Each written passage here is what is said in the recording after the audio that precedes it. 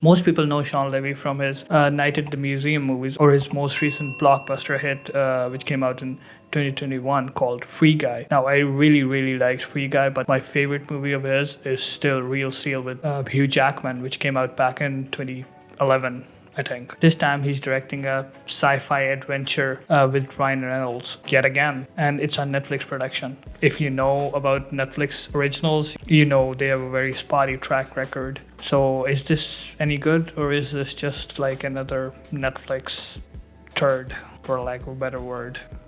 Let's talk about it.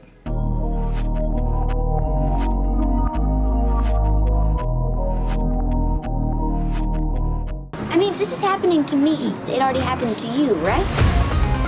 I'm going to try to keep this short and simple because there simply isn't much to talk about. So, The Adam Project is directed by Sean Levy and stars Ryan Reynolds in the leading role. Basically, spoiler-free plot synopsis is that Ryan Reynolds goes back in time to sort things out and to quote-unquote save the future. Now, I was very indifferent about this movie before watching it, mostly because it's a Netflix production and they put out turds after turds. Their preference is quantity, not quality, and sometimes they put out a great movie like Power of the Dog, which came out recently to universal critical acclaim, and The Lost Daughter, directed by Maggie Gyllenhaal, which was really good as well.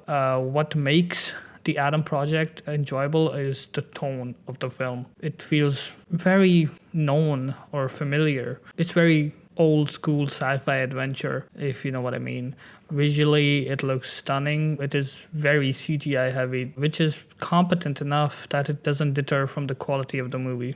Although there are some CGI hiccups here and there, like there's some de-aging effects happening, and oof, boy, does that look horrible. But besides that, it was all good, in my opinion. It stars Ryan Reynolds as the lead character who teams up with his younger self, played by Walker Scobell. Ryan Reynolds is, well, playing Ryan Reynolds in this movie. The dude acts the same in every movie at this point in his career. He's being typecasted as this quick-witted, snarky, handsome dude with like a gimmick according to the plot of the movie he's in. I mean, it's not bad. He's good at acting the way he does. He's a very likable guy. But sometimes, just sometimes it does start getting tiresome and all his characters just start melding together and feel very same-ish. Walker Scobell, as younger version of Reynolds, plays the part as you would expect. He's a snarky, quick-witted kid who is believable as younger Ryan Reynolds. As it's a time travel movie, as long as you don't think too hard about the science behind it and enjoy the movie, you'll be fine. It is family-oriented sci-fi action adventure comedy. I think it's PG-13 rated because of some swearing and sexual implications, but it's nothing major.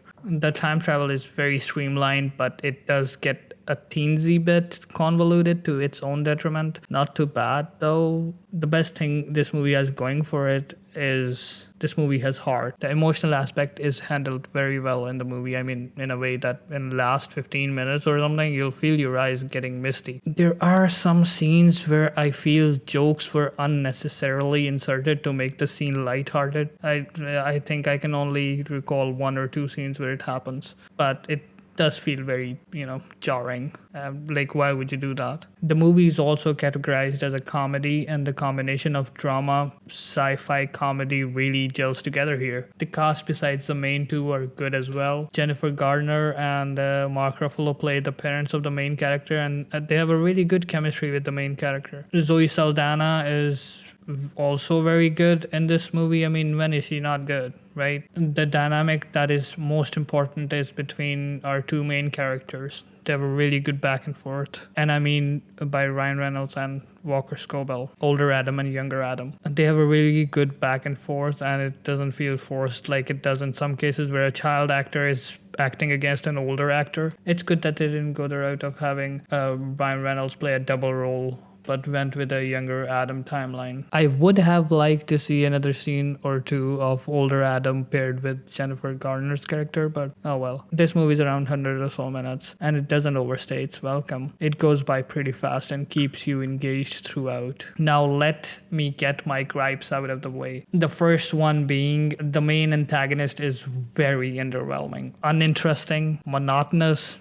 I could come up with more adjectives, but it all means the same. It's just boring. The main villain is played by Catherine Keener, and I could not care less about her motivations. She's not a bad actress. Let me just say that. The stuff she was given here was very dull. It's nothing new. I'm sure you've seen this character in some other sci-fi movie before having the same-ish motivations, and sometimes it does get over the top but doesn't go too far off the line, so that's good. The movie is also very melodramatic and sometimes cheesy and sometimes just self-indulgent. There are some lines that will make you roll your eyes. This is not a bad movie. I mean, I really enjoyed my time with it. However, the cheesiness and some corny lines does hold it back a bit. And there's a familiar coziness and an old school feeling to it. If I'm not wrong, this is Walker Scobell's first movie, a debut role, which is impressive. I mean, acting against Mark Ruffalo and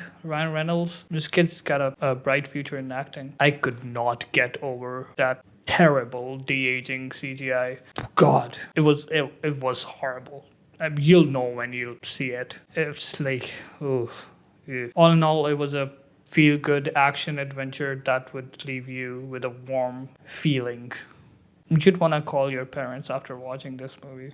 You definitely. My final rating for this movie is 3.5 out of 5 stars. It was a good time. Yeah, that's about it. With that being said, if you like what you've seen here, consider subscribing, liking the video. If you've seen this movie already, and tell me how you feel about it, if you like it, or if it's not your thing. Share the video with your friends if that's your jam. But you do you. Yeah. This has been Cinenthusiastic. I'm Farooq. See you next time. Take care.